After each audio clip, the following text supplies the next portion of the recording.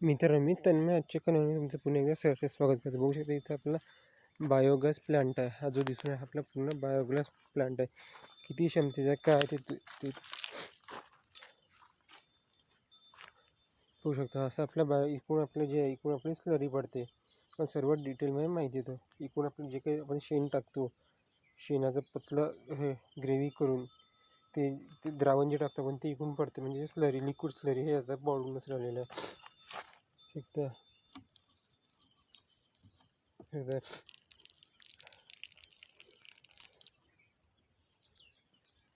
अशा प्रकारे आपण लिक्विड स्लरी सांगतो. त्याच्यात आपण 3-3.5 फूट गड्डा घेतला, त्याच्यामध्ये आपण हा बायोगॅस प्लांट फिट केलेला आहे.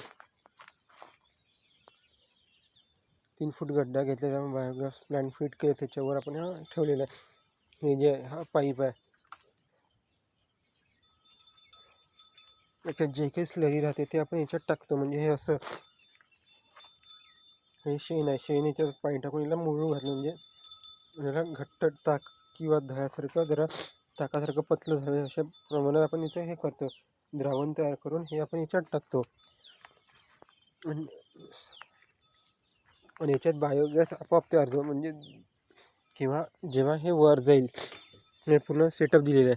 हे जे दिसून आलेलं आहे आता एवढं वर, इथून एवढं वर सरकलं, हे जेव्हा त्या फ्रेमला टच होईल आपली गॅस तयार झाली. आता ही तयार झालेली आहे. तुम्हाला आवाज करून दाखवतो बायोगॅसचा. बघा, अशा प्रकारे बायोगॅसचा आवाजसुद्धा येऊन आलेला आहे. बायोगॅस तयार आहे असं नाही आहे, तयार आहे. जर पूर्ण क्षमतेने पाहिजे तर हे भरू द्यायला लागते वरपर्यंत. आणि इथं टेकलं आपली बायोगॅस पूर्ण तयार होते. तिकडून आपली लिक्विड स्लरी,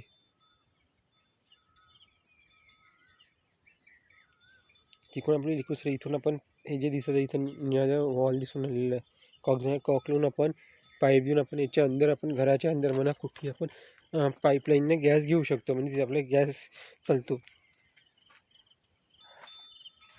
ना काही खर्च ना काही, झिरो खर्चामध्ये आपला बायोगॅस तयार होऊ शकतो. अशा प्रकारे बायोगॅससुद्धा सांगून आणलेला आहे.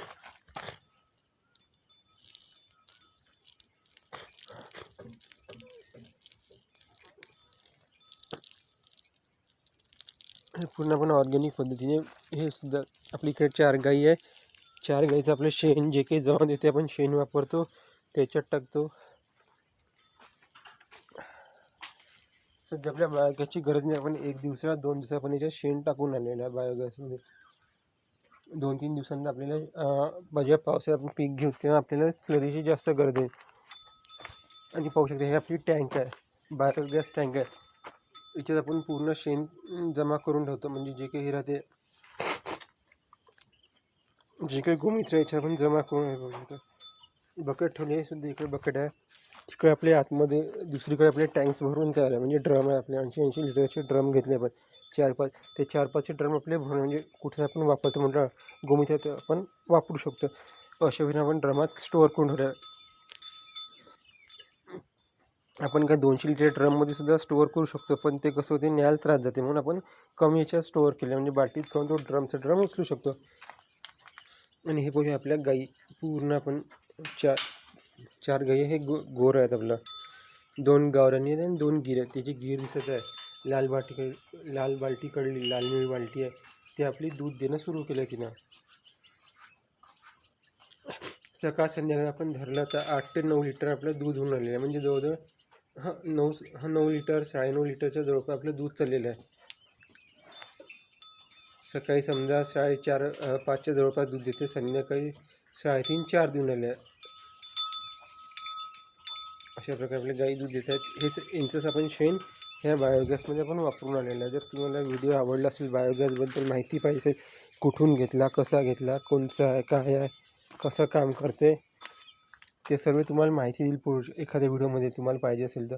जे आपण याचा येतो बेडवरचा म्हणजे जमिनीवरचा बायोगॅस आहे, तोसुद्धा चांगला आहे, पण तेवढा चांगला नाही. कारण की तो फाटला गिटला तर त्याच्यात लिकेज आपल्याला दुरुस्त करायचं. याच्यात लिकेज दुरुस्त करायची गरज नाही आहे. जमीन गाळून द्यायचा, टँक उभी राहते.